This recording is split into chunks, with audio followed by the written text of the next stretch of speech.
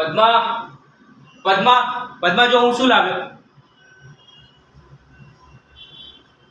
પદ્મા પદ્મા પદ્મા આમ નારાજ ના થા. અરે મોટા ભાભીને હું વર્ષોથી ઓળખું છું. અરે નારિયેળ જેવા છે, ઉપરથી એકદમ કડક કે કોઈને મારે ને તો સામેવાળાનું માથું ફોડી નાખે, પણ અંદરથી એકદમ નરમ, જેમ વડનો શીતળ છાંયડો હોય ને એમ. અને ભાભીએ તને કંઈ કીધું છે એટલે કંઈક ચોક્કસ કારણ હશે. હવે ભાભીએ મને કેમ કીધું, શું કામ કીધું, આ બધી વાળની ખાલ ઉખાડવાનું છોડ. તું મને એક વાત સમજે, આ મોટા ભાભી મને કંઈ બોલે છે તો હું કંઈ બોલું છું? હા, આ મોટા ભાઈ પણ કંઈ બોલે છે? અરે રુદ્રદત્ત બી કંઈ બોલે છે? એ જવા દો.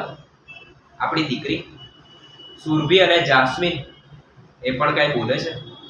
તો તું શું કામ બોલીને બગાડે છે? હા, અને તને કેમ એવું લાગે છે કે તારી સાથે અન્યાય થાય છે? હા, તું આ બધું જવા દે. તું એક કામ કર, જો આજે હું તારા માટે સાડી લાવ્યો છું, હાર લાવ્યો છું ને ચમકતી બંગડી પણ છે. પદ્મા, પહેરીને બતાય ને. લે ને, પહેરીને બતાય ને, જલ્દી બતાવજે. પદ્મા પદ્મા પદ્મા, થોડું જલ્દી કરજે. પદ્મા રાણી, અરે વાહ વાહ પદ્મા વાહ.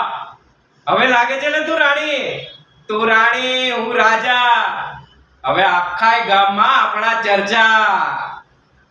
પદ્મા, તું જોજે, આ વખતે સરપંચના ઇલેક્શનમાં આપણે જ સિલેક્ટ થઈશું. હા, તું જોજે. અરે પદ્મા રાણી.